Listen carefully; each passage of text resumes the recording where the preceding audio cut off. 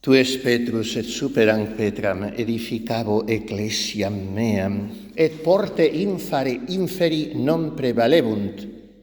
Estas palabras en medio de periodos muy turbulentos de la Iglesia, como el que atravesamos, nos dan esperanza.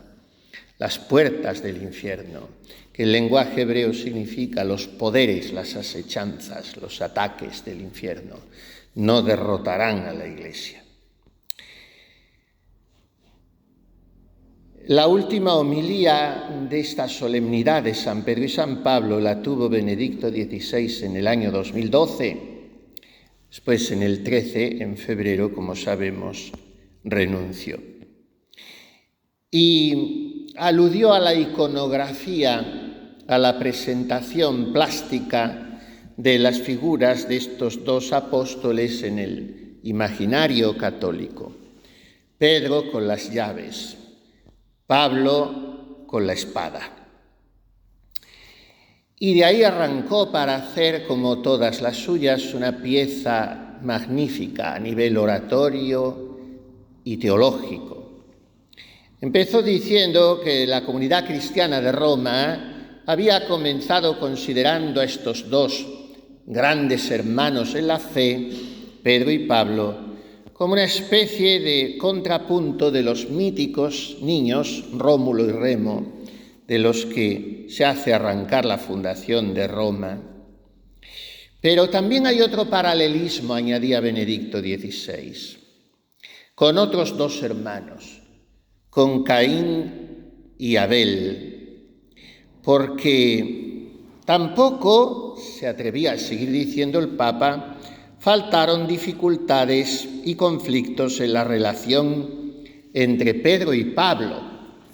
Pablo no aplaudió siempre todo lo que hizo Pedro, cayendo en lo que hubiera sido ya una papolatría de primera hora, sino que le llamó la atención con la libertad del Espíritu Santo a Pedro cuando éste empezó a contemporizar, como sabemos, surgió el llamado Concilio de Jerusalén, a ver si había que admitir a los gentiles en la Iglesia o no, que hubiera sido sin la actuación abierta, rompedora, universal, católica de Pablo, porque la mentalidad de Pedro era más cerrada. De manera que empezó, dice Benedicto XVI, un modo nuevo de ser hermanos, vividos según el Evangelio, un modo auténtico hecho posible por la gracia del Evangelio de Cristo que actuaba en ellos, porque solo el seguimiento de Jesús conduce a la nueva fraternidad y a la plena comunión. Después aludía el Papa a este pasaje evangélico que se lee en la fiesta de hoy, la confesión de Pedro en Cesarea de Filipo después de la pregunta de Jesús: ¿quién dicen los hombres? ¿Y vosotros? ¿Quién decís que soy yo? Tú eres el Mesías, el Hijo de Dios vivo. Bienaventurado tú, le dice Jesús en tono solemne con su apellido y todo. Dichoso tú, Simón, hijo de Jonás, porque eso no te lo ha revelado la sangre y la carne, o sea, tu capacidad humana, sino Dios. Y a continuación, de manera inmediata, aprovecha Jesús para anunciar su pasión. Y ese Pedro que había elegante, paladinamente confesado casi la divinidad de Jesús, ahora se escandaliza. No, Señor, eso no te puede pasar.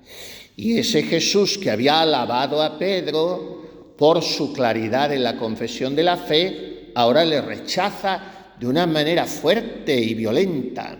Apártate de mí, Satanás, porque eres para mí piedra de tropiezo, si quieres disuadirme de mi pasión. O sea, que el discípulo que hacía un momento se había manifestado como roca firme, ahora se revela en toda su debilidad humana como lo que es, una piedra en el camino con la que se puede tropezar.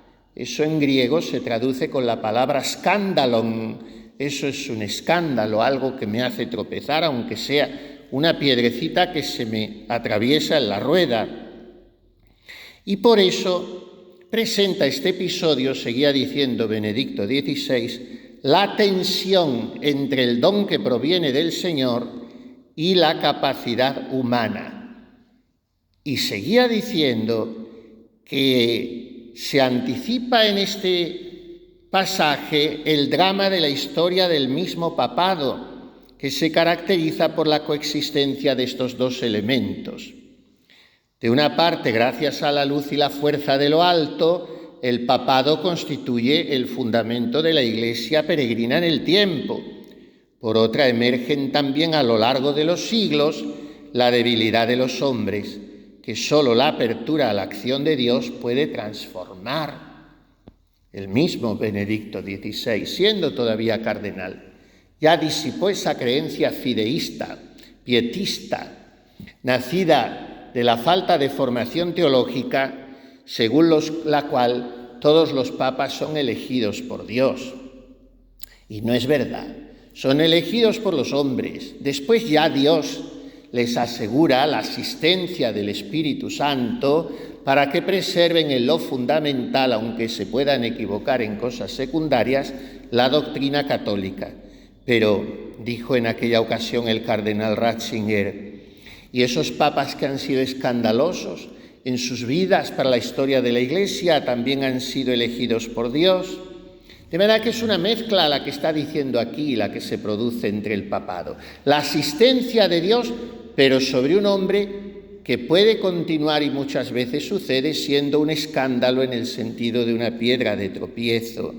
Pero a pesar de todo, seguía en esa homilía tan valiente y clara y limpia como todas las suyas, diciendo Benedicto XVI, las fuerzas del infierno, las puertas, non prevalebunt, no prevalecerá el poder destructor del mal sobre el futuro de la Iglesia.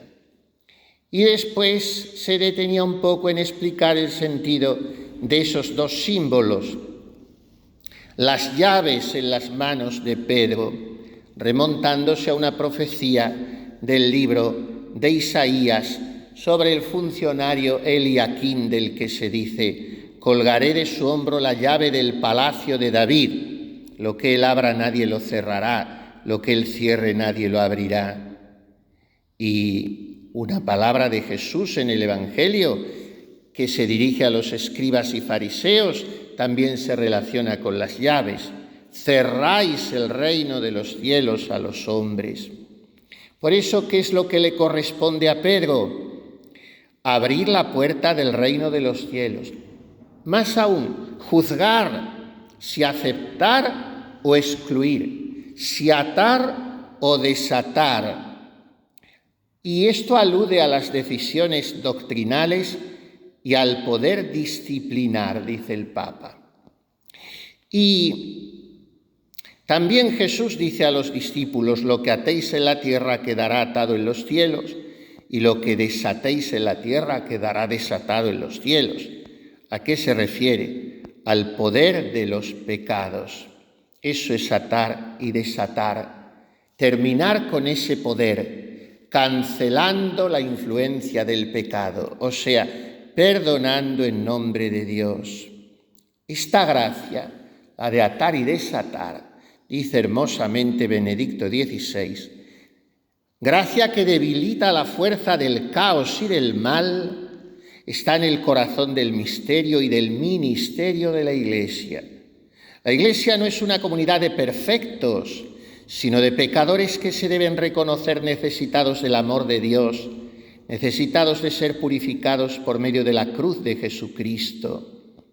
Las palabras de Jesús sobre la autoridad de Pedro y de los apóstoles revelan que el poder de Dios es el amor que irradia su luz desde el Calvario. Y por eso, tras la confesión de fe de Pedro, sigue el anuncio de la pasión. ¿Qué está diciendo Jesús?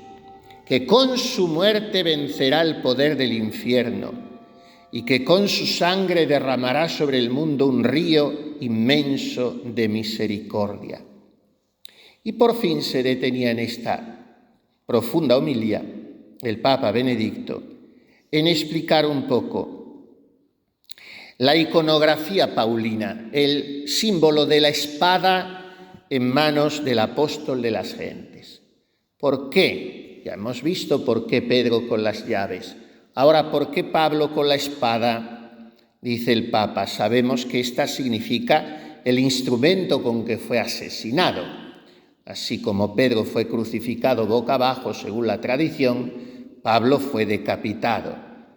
Pero además, leyendo los escritos del apóstol de los gentiles, vemos que la espada se refiere a su misión de evangelizador. Recordemos cómo escribe a su querido discípulo Timoteo: bonum certamen certavi, he combatido el buen combate. Y dice el Papa, no es la batalla de un caudillo, sino la de quien anuncia la palabra de Dios, fiel a Cristo y a su Iglesia, por quien se ha entregado totalmente, y por eso el Señor le ha dado la corona de la gloria y lo ha puesto, al igual que Pedro, como columna del edificio espiritual de la Iglesia. Este edificio construido sobre Cristo, piedra angular, e históricamente hablando construido sobre la roca de Pedro.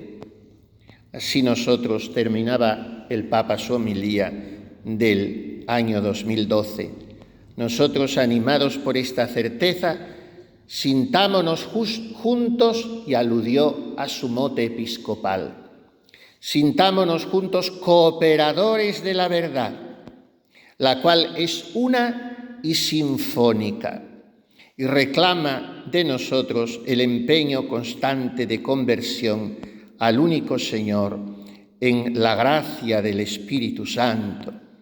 Y terminaba pidiendo a la Santa Madre de Dios su guía y acompañamiento en el camino de la fe y de la caridad. María es reina de los apóstoles, por eso es reina de los corazones de los dos príncipes de los apóstoles, Pedro y Pablo, en cuya amistad nosotros tenemos que profundizar cada día, porque les debemos tanto. Les debemos también nuestra fe a ellos, les debemos la firmeza de la Iglesia, les debemos el estímulo que nos dan cada día con sus escritos. Pedro escribió menos, pero también tenemos sus dos cartas, Pedro y Pablo. Eran muy mis señores, dice Santa Teresa. Así vivía la relación con ellos, como una fiel vasalla de sus enseñanzas y como una discípula y una amiga.